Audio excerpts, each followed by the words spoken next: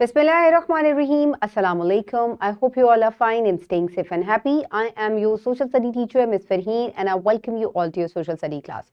My dear students, as you know that we are on unit number 5, that is geography, and today we are going to review the last part of this unit, that is part number 4. So my dear students, let's get started. So these are all the student learning outcomes of part 4 of unit number 5, that was population. Alhamdulillah, we have covered all these SLOs. बारी बारी हम इन तमाम को जो है एक दफ़ा revise करेंगे, साथ साथ इनकी रीडिंग पेजेस देखेंगे कौन कौन से कॉन्सेप्ट्स हैं जो हमने इसमें पढ़े थे.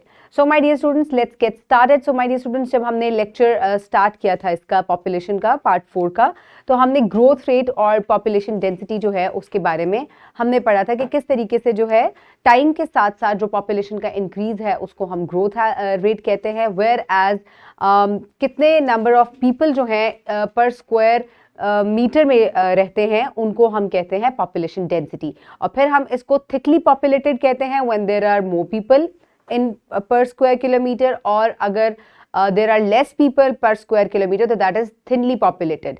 सो इस तरीके से हमने पॉपुलेशन डेंसिटी को और ग्रोथ रेट को स्टडी किया था. फिर हमने जो फैक्टर्स हैं that effect increase in the population, हमने उसके बारे में पढ़ा था, जिसमें हमने पढ़ा था कि फैमिली प्लानिंग नहीं है, अवेयरनेस लोगों के अंदर, लैक ऑफ एजुकेशन है. सो ये तमाम जो मुख्तलिफ चीज़ें हैं ये हमने पढ़ी थी, विच आर द कॉजेज और the factors that are affecting the growth rate of Pakistan. यानी कि आप देख सकते हैं कि कितनी तेज़ी से पॉपुलेशन जो है वो इंक्रीज हो रही है. और उसके बाद बहुत सारे जो प्रॉब्लम्स हैं हमने वो भी देखे कि वो जो है वो बढ़ते जाते हैं. अनएम्प्लॉयमेंट का मसला है और इसकी वजह से भी लोगों के अंदर जो है वो शऊर की और अवेयरनेस की बहुत ज़्यादा कमी है. देन माई स्टूडेंट्स, हम पोवर्टी, ग्रोथ रेट, ये तमाम जो है ये मुख्तलिफ वो फैक्टर्स हैं जो कि पॉपुलेशन इंक्रीज को इफेक्ट कर रहे हैं पाकिस्तान में. Then we discuss about the impact of population increase on the student community, यानी कि जो पढ़ने वाली कम्युनिटी है, जो एजुकेशन से ताल्लुक़ रखने वाले बच्चे हैं, उनको किस तरीके से पॉपुलेशन इंक्रीज जो है वो इफेक्ट करता है, हमने इसके बारे में पढ़ा था. जब आप देखें कि जब पॉपुलेशन इंक्रीज जो है वो होता है तो उसकी वजह से क्या होता है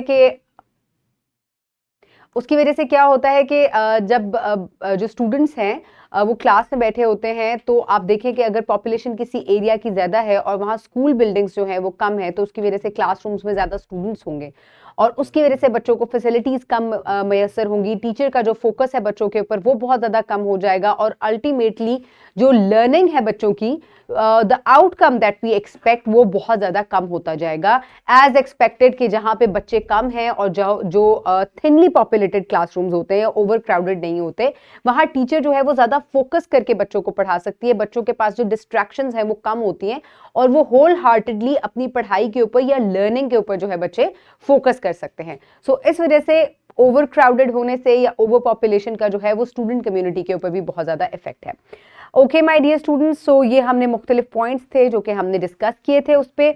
now is the time for practice, for which you can download this worksheet from the description box below this video और you can get it in print from by your teacher. So my dear students, write down your name and your class. और ये आपका एक छोटा सा test है जिससे आपको असेस किया जा रहा है कि आपने इस पार्ट में यूनिट 5 में क्या कुछ सीखा. सो define growth rate and population density, आपने दोनों टर्म्स को डिफाइन करना है. List the factors affecting the population increase in Pakistan, आपने सिर्फ जो फैक्टर्स हैं उनको लिस्ट डाउन करना है. There is no need to explain all of them. Which difficulty students might face in an overcrowded classroom, so कौन कौन से वो मुख्तलिफ डिफिकल्टीज हैं जो कि एक ओवर क्राउडेड या ओवर पॉपुलेटेड जो क्लासरूम है उसमें बच्चों को फेस करने पड़ेंगे. We have discuss this all, so quickly pause the video and finish this worksheet. I hope everybody has done it. Now you will submit this worksheet to your teacher ताकि वो आपको evaluate और आपको assess जो है वो कर सकें. Now my dear students, for homework you will do project 8. It is given in part 4. Find out the present population of your province and 30 years ago. Write how the increase in the population in last 30 years has affected the resources available. Write about both positive and negative effects. So my dear students, अब आपने जिस province में आप रहते हैं, आपने अपने province की present population, very easy, you can simply Google it. और जो 30 साल पहले आपके प्रोविंस की पॉपुलेशन थी, आपने दोनों जो है गूगल से फाइंड आउट करनी है, इंटरनेट से सर्च करके आपने दोनों को लिखना है. population today of my province and population 30 years ago in my province. और उसके बाद आपने resources को compare करना है कि किस तरीके से आपको depletion नजर आता है, उसमें कौन कौन से और जो है factors जो है वो negative थे और कौन से पॉजिटिव फैक्टर्स हैं with the increase in the population. So my dear students, आपने इसको डिस्कस करना है. ये टोटली जो है आपकी अपने फोकस के ऊपर है कि आप किस तरीके से इन चीज़ों को असेस करते हैं, आप किस तरीके से आपका क्या पॉइंट ऑफ व्यू है. So my dear students, this will be your homework. So I hope you have enjoyed the full unit, जिसमें हमने बहुत सी मुख्तलिफ चीज़ों को जो है वो डिस्कस किया है. Keep everybody around you safe. Have a good day. Thank you so much and Allah हाफिज़.